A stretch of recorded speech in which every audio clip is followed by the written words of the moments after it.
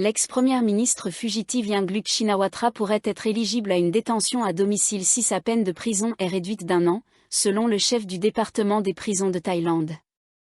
Saakarn Phetnarin, directeur général du département, a déclaré dimanche que la nouvelle réglementation sur la détention à domicile, qui pourrait entrer en vigueur le mois prochain, pourrait être appliquée aux condamnés dont la peine de prison ne dépasse pas 4 ans. Comme Yingluck a été condamné à 5 ans de prison, elle pourrait être éligible à la détention à domicile si sa peine était réduite d'1 an, a-t-il ajouté. Dès que Yingluck entrerait en prison, elle pourrait demander une grâce royale pour voir sa peine raccourcie, a précisé M. Saakarn. Si un détenu doit être placé à domicile, le lieu doit être équipé de caméras de surveillance, et le département des prisons a l'autorité de décider si les détenus individuels doivent porter ou non des dispositifs de surveillance électronique, a-t-il expliqué. La nouvelle réglementation ne s'appliquerait pas aux personnes condamnées pour des infractions sexuelles, des actes de violence et des crimes graves liés aux stupéfiants, a-t-il précisé. Yingluck, 57 ans, est en fuite depuis août 2017, lorsqu'elle n'a pas comparu devant la division criminelle de la Cour suprême des personnes occupant des fonctions politiques pour la lecture de son jugement concernant une accusation de manquement à ses devoirs dans le cadre d'un programme de promesses de riz qui a engendré des pertes d'au moins 500 milliards de baht. Elle a été condamnée à 5 ans de prison et un mandat d'arrêt dans l'affaire du programme de promesses de riz reste en vigueur. Son frère aîné, Thaksin Shinawatra, a récemment déclaré qu'il s'attendait à ce que Yingluck rentre en Thaïlande en avril de l'année prochaine. Thaksin est rentré en Thaïlande l'année dernière pour purger sa peine de prison. Il a été transféré à l'hôpital dès sa première nuit jusqu'à ce qu'il soit libéré sous condition. Des agents de la division de la police de protection des consommateurs, CPPD, ont perquisitionné 8 supermarchés chinois à Bangkok et saisi plus de 25 000 produits fabriqués en Chine ne portant pas d'étiquette thaïlandaise ni de label d'approbation de la Food and Drug Administration, FDA.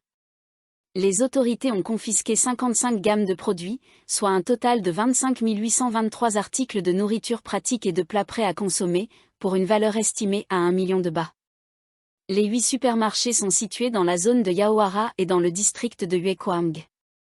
Les propriétaires des supermarchés ont été initialement inculpés pour violation de l'article 6.10 de la loi sur les aliments de 1979, qui prévoit une amende maximale de 30 000 bahts.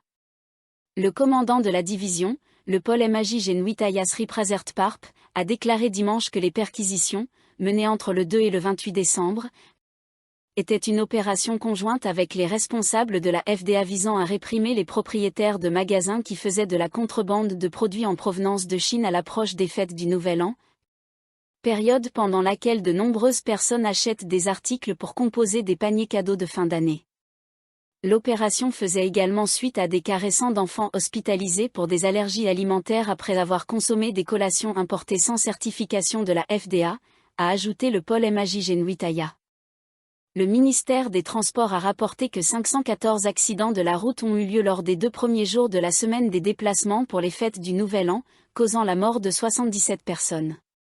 La violation des limites de vitesse a été identifiée comme la cause la plus fréquente. Ces accidents, survenus vendredi et samedi, ont également fait 525 blessés en plus des 77 décès.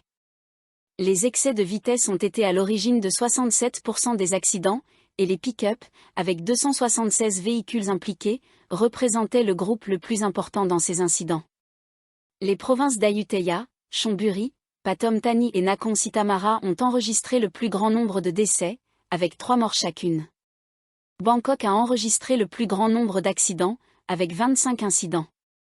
La police autoroutière a indiqué qu'au cours de la même période, 11 743 conducteurs avaient été arrêtés pour excès de vitesse, tandis que 249 autres ont été appréhendés pour conduite en état d'ivresse.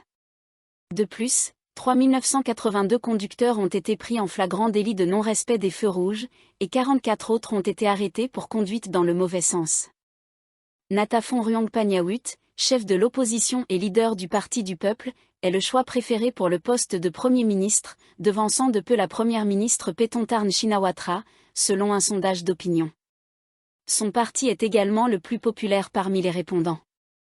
L'Institut national d'administration pour le développement, NIDA, a mené une enquête auprès de 2000 personnes, sélectionnés à l'échelle nationale entre le 19 et le 24 décembre, dans le cadre de ces enquêtes trimestrielles sur la popularité des partis politiques. Selon le sondage, 29,85% des répondants considèrent M. Natafon comme leur premier choix pour le poste de Premier ministre, car il respecte les principes de son parti et ses positions sont appréciées par les jeunes. Le deuxième choix le plus populaire est la première ministre Péton Tarn, dirigeante du parti au pouvoir, le Pheu Thai, et fille de l'ancien Premier ministre Thaksin Shinawatra. Parmi les répondants, 28,80% l'ont choisi comme leur premier choix pour le poste de Premier ministre, estimant qu'elle possède une expérience en administration des affaires, qu'elle représente la jeune génération et qu'elle a une vision politique moderne. Le troisième groupe le plus important, soit 14,40% des répondants, reste indécis. En quatrième position, 10,25% des répondants ont choisi le ministre de l'Énergie Pirapan Salirata également chef du parti United Thai Nation. Ils le considèrent comme un expert en droit et un leader amical. Anutin Charnvirakul, chef du parti BoomJT, le deuxième plus grand parti de la coalition, arrive ensuite avec le soutien de 6,45% des répondants, qui le perçoivent comme un leader compétent et dévoué au développement national. Parmi les autres choix, on retrouve Kunim Sudarakeyurafan, leader du Thai Santhai Party, soutenu par 4,95% des répondants, le leader du parti Palam Pracharat, le général Prawi Wongsuwon, avec 1,70%, et le leader du Parti démocrate, Chalerche Srion, avec 1,05%. Concernant la popularité des partis politiques, le Parti du peuple de M. Natafon arrive en tête avec le soutien de 37,30% des répondants, suivi par le Pheu Thai de Mme Péton Tarn, 27,70%, United Thai Nation, 10,60%, BoomJT, 5,15%, le Parti démocrate, 3,40%, et le Palam Pracharat, 3,05%. Dans un précédent sondage NIDA, Mme Péton Tarn était le choix préféré pour le poste de Premier ministre, tandis que le Parti du peuple était le plus populaire.